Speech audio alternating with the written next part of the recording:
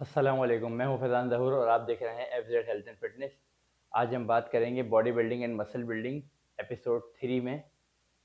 आपका एक वो जहन में कन्फ्यूजन जो 95 या 99% लोगों के जो प्रोफेशनल नहीं है उनके जहन में रहता है कि यार ये आखिर मसल बिल्ड किस तरह से होता है। जिम जाते हैं और वेट ट्रेनिंग करते हैं तो हमारा मसल किस तरह बिल्ड हो जाता है और मसल बिल्ड क्यों नहीं होता है।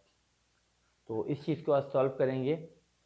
सबसे पहले देखें, अहम चीज़ ये है कि आपको अगर मसल बिल्डिंग की ट्रेनिंग करनी है, चाहे वो लीन हो या बल्क में हो, कैसे भी हो, उसको आपको दो हिस्सों में डिवाइड होता है। देखें, पहले होता है माइक्रो न्यूट्रिएंट, जैसे फ्रूट्स हैं, वेजिटेबल्स हैं, बीन्स हैं, कार्बोहाइड्रेट, इस तरह की जो बीन्स वगैरह हैं, इस तरह की चीज़ें जो आपकी हैं, ये आपको एक्सरसाइज से पहले 1 घंटे पहले यूज़ करनी है। फिर आपने आके मसल बिल्डिंग की ट्रेनिंग करनी है। फिर आखिर में आपने पौन घंटे के अंदर अंदर एक्सरसाइज के बाद आपने करना है protein diet, protein plus carbohydrate plus fats. अगर आप लीन मसल बिल्डिंग कर रहे हैं तो फैट्स और कार्बोहाइड्रेट को आप हटा देंगे या कार्बोहाइड्रेट कम रखेंगे। अगर बल्क में कर रहे हैं तो तीनों चीज़ें यूज़ करेंगे, प्रोटीन, कार्बोहाइड्रेट प्लस फैट्स। मतलब गोश्त या अंडे जिसमें प्रोटीन है, फैट्स, गुड फैट जैसे हो गए आपका, जो भी चीज़ों में गुड फैट्स होता है, और कार्बोहाइड्रेट जैसे आलू है, चावल है। फैट्स में आपका शहद है, खजूर है, इस तरह की और बहुत सारी चीज़ें हैं और बहुत सारी अच्छी गुड फैट में आती हैं जो आपके हार्ट हेल्थ के लिए भी अच्छी हैं। तो ये आप करते हैं, इस तरह आपका मसल बिल्ड होता है। अब मसल बिल्ड होता किस तरह, इसके पीछे साइंस क्या है। तो देखें, जब आप जिम में मसल बिल्डिंग की ट्रेनिंग करते हैं ना, तो एक गलती अगर आपने करी है तो आपका मसल बिल्ड कभी नहीं होगा, जबकि आप प्री और पोस्ट डाइट कर रहे हैं तब भी। देखें, आपने माइक्रो डाइट भी कर ली न्यूट्रिएंट एक्सरसाइज से पहले, और एक्सरसाइज भी करी, और मैक्रो न्यूट्रिएंट एक्सरसाइज के बाद जो प्रोटीन, कार्बोहाइड्रेट और फैट, ये भी कर लिया आपने, फिर भी आपका मसल बिल्ड नहीं हो रहा। तो उसकी गलती क्या है कि आपने एक्सरसाइज में अपना मसल ब्रेक डाउन नहीं किया है।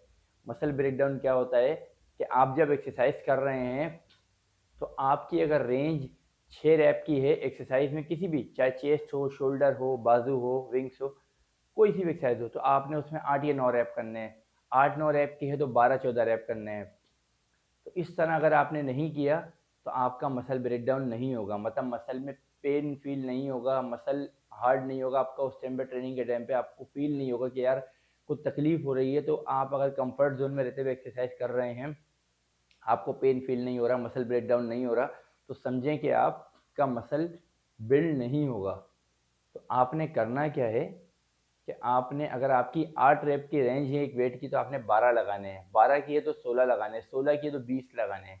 ठीक है, एक तो चीज़ ये हो गई। दूसरे नंबर पे चीज़ ये हो गई कि मसल बिल्ड करने के लिए जो बेस्ट एक तरीके का रेस का वो ये है कि 8 से 12 रैप। जैसे पहला सेट आपने 12 रैप का लगाया, उसमें आपकी रेंज थी 8 रैप की, लेकिन आपने 12 लगाए, 4 ज़्यादा लगाए। फिर आपने दूसरा सेट लगाया 10 रैप का, जिसमें आपने वेट इतना उठाया जिससे आप 6 रैप लगा सकते हैं, और उससे आपने 10 लगाए। फिर तीसरे सेट में आपने वेट उठाया जिससे आप 4 या 5 रैप लगा सकते थे, उससे आपने लगाए 8 रैप। एक चीज़ का ध्यान रहे कि एंगल आउट ना हो। एंगल, रेंज ऑफ मोशन और आपका जो मोबिलिटी है वो सही रहनी चाहिए, आपका तरीके का सही होना चाहिए, एंगल सही होना चाहिए। अगर आप इस तरीके से 3 सेट करते हैं, 4 सेट करते हैं, तो आपका मसल ब्रेकडाउन होगा, और फिर आप डाइट करेंगे तो उससे मसल रिपेयर होगा। जो आपके मसल फाइबर होते हैं बॉडी के अंदर, जो आपके टिश्यूज होते हैं, वो ब्रेक होते हैं एक्सरसाइज के अंदर। फिर आप जब एक्सरसाइज के बाद जो प्रोटीन डाइट करते हैं आप, तो उससे वो रिपेयर होते हैं और वो पहले से ज़्यादा मोटे होके बढ़ते हैं, जो बहुत माइनर होते हैं, आपको आम रूटीन में नज़र, मतलब फील नहीं होगा, वो माइक्रोस्कोप से वैसे देखे जा सकते हैं। वो पहले से मोटे होके बढ़ते हैं, रिपेयर भी होते हैं, मोटे होके बढ़ते हैं वो। तो इस तरह से आपका मसल बिल्ड होता है डे बाय डे, अगर आपकी डाइट अच्छी है। अगर आप मसल ब्रेक डाउन कर रहे हैं और डाइट नहीं है तो भी नहीं होगा, बल्कि और आपको नुकसान करेगी एक्सरसाइज। और अगर आपकी डाइट बहुत अच्छी है लेकिन आप मसल ब्रेक डाउन कर रहे, नहीं कर रहे, तो भी मसल बिल्ड नहीं होगा। तो दोनों चीज़ों का ध्यान रखना है। ऐसा नहीं है कि आप बोलें कि यार एक चीज़ करने से, दोनों चीज़ें करने से होगा, प्लस रेस्ट भी चाहिए। अगर एक्सरसाइज के बाद आप 2, 4, 6 घंटे रेस्ट नहीं कर सकते तो भी मसल बिल्ड आसानी से नहीं होगा। तो आपने डाइट, मसल ब्रेक डाउन जो हमारा मकसद है, और पोस्ट वर्कआउट डाइट और रेस्ट, इन तीनों चीज़ों को साथ लेके चलना है जब आपका मसल बिल्ड होगा। तो आपने इन तीनों चीज़ों को ध्यान में रखते हुए चलेंगे तो आपका मसल बिल्ड अच्छे तरीके से होगा, और जिस मसल की ट्रेनिंग करेंगे उस मसल के ब्रेक डाउन होगा तो उसी के टिश्यूज ज़्यादा रिपेयर होंगे, ज़्यादा बढ़ेंगे, बाकी मसल के कम। क्योंकि बाकी मसल में तो ज़रूरत ही नहीं होगी, जिस मसल में ब्रेक डाउन हुआ होगा उसी में प्रोटीन रिपेयरिंग करेगा ज़्यादा। तो प्रोटीन डाइट ज़रूरी है, उसके बगैर आपका मसल बिल्ड नहीं हो सकता। आपको वीडियो पसंद आई होगी, मिलते हैं अगली वीडियो में एपिसोड 4 में। जब तक के लिए अपना ख्याल रखिए और देखते रहिए FZ हेल्थ एंड फिटनेस।